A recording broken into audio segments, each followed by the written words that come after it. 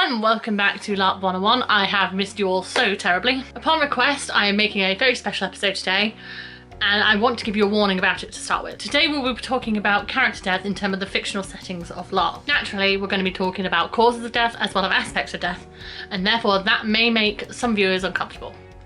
The different aspects of character death. So character death can be broken down into one of three reasons. The first one is self-declaration, where you decide that you no longer want to play the character anymore, and therefore you declare that they're essentially dead. This is usually for any reason you like. There are very few games that will insist that you continue playing a character that you're no longer interested in. There's plot-driven death, which is a death due to a monster or a plot effect, and this is generally the thing that gamers would call PvE in MMORPGs. And the last one is player versus player death, also known as PvP. And that's simply when another player character kills yours. This is usually the most controversial kind of death because there's a lot of different opinions on whether you should be able to kill other player characters in your game. It varies a lot from game to game and player to player.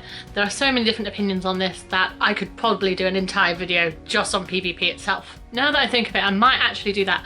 Subscribe and comment below if you haven't already. Just let me know if you think that's a video that you'd like to see in the future. Okay, moving on. Not every LARP system in the world has the mechanics for death. Some don't even have any at all, which is why it's so important to read your game's rules. I know that sounds blatantly obvious, but hey, some people just don't. Another important aspect that you need to keep in mind is what are the in-game mechanics for anything that happens to a character after their death. Many games have religious aspects to death, which often can reflect real-life religions. And as they do often reflect real-life experiences, it is really important that you are respectful of what is happening in the game, especially if it doesn't align with your own beliefs. Remember, as long as all participants are consenting, happy, and no one else is getting hurt, then things should just be left as they are. Your own feelings are valid. You probably don't actually know how you're going to react to your character's death until it actually happens. And trust me, people react in lots of different ways. There are people out there who shake off character death like a jacket and just move on to the next character. Then there are people like me who bawl like a baby. It can be very strange to see people who react to character death different to you, and it can be sometimes very hard to empathise with how they're feeling. But it's really important to remember that just because they react differently to you doesn't mean that either their way or your way is wrong. It is 100% okay to be upset with your character death. It is a perfectly reasonable reaction. Because let's face it, you've probably put a fair bit of time into that character. You've probably spent a good amount of time planning them, writing backstories, buying all the costume and investing way too much money into it. And let's face it, if you only get to play them for 20 minutes after putting all that in, it's reasonable to be gutted. And if you've been playing them for years, it's reasonable that it's hard to say goodbye. If you're emotional like me, there are many different ways you can deal with it.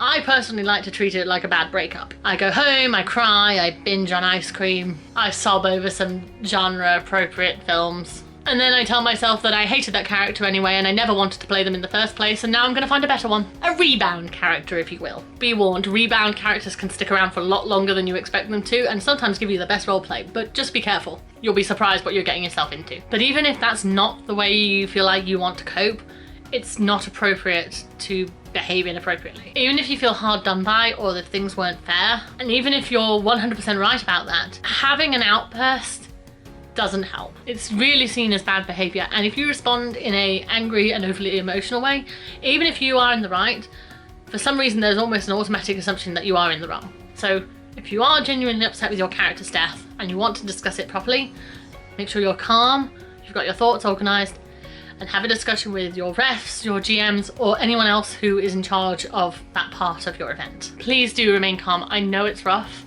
and saying goodbye to a character is hard, but if you do have something to say about it, just keep your emotions in check. Worrying only makes you suffer twice. Okay, so I know this is a quote from Fantastic Beasts and Where to Find Them, and I'm pretty sure that it came from somewhere before that, but I don't know where. The point is it does make a valid point. There is not much to be gained from worrying about your character's death. Worrying about it is not going to help you prevent it, because there are factors beyond your control. The people around you in a fight are not going to move the way you think they will. Monsters will appear from behind you when you least expect it. You may fall behind enemy lines and people just won't be able to get to you. It happens. A lot. Often in LARP you believe yourself to be the main character of the story, which in a sense is true. You are the main character in the story that you're observing yourself go through. However, that constant thinking might lead you to become what is known as being character precious. What I mean by this is that because you don't want to lose your character, because of, let's say, in-game progression, current storylines you're interacting with, or you're just overly attached. Because of that, you may start engaging in behaviours that will prevent your character from getting killed, which is absolutely fine, up to the point where the story is no longer really progressing because no one is willing to take risks. And I get it, I really do. I often get character precious.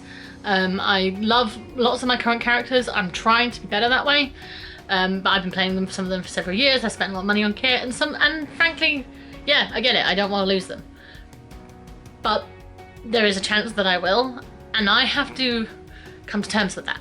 Truthfully, I have a lot of severe anxiety about death in general, and I have certain trigger words that just completely throw me. One that my friends constantly throw out for some strange reason is entropy. Can't do it, nope. And I've had these anxieties since I was about 11 years old, and I'm working on them. But because of that, I do have a tendency to be a little character precious. I didn't think I was that bad though until I was pregnant and a whole weird situation hit me.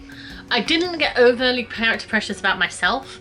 I got super character precious about my husband's characters. We went to a couple of different LARPs at that time, and I got completely paranoid that his characters were going to die, and the thought of that really upset me. Despite the fact it was only his characters and not him, my mind couldn't really separate the two, and all I could really think of is that if his character died, I was going to be left as a widow and a single mother, which is completely ridiculous. But that was the thought process that was going through me at the time. One of the most important things to remember is that your character is not you. Even if your character is going to die, you are not physically in danger, and therefore it's okay if something happens to them. They are a role you're playing, not you.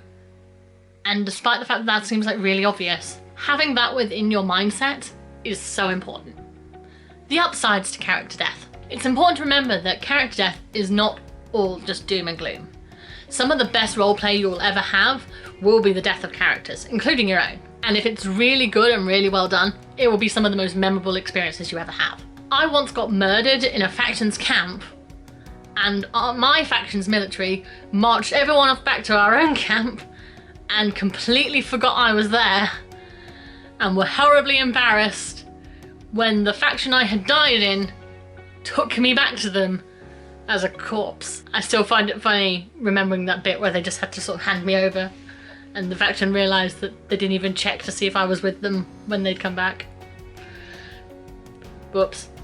Even if you find it a sad death, it can still be a moment that you can froth about with your friends. It also opens up so many doors to other characters you can play. So make sure you explore your future options before your character dies, so that if they do have an unfortunate end, you have things that you're ready to play right now. Look around your own games to see what other people are doing and have a look to see what's fun.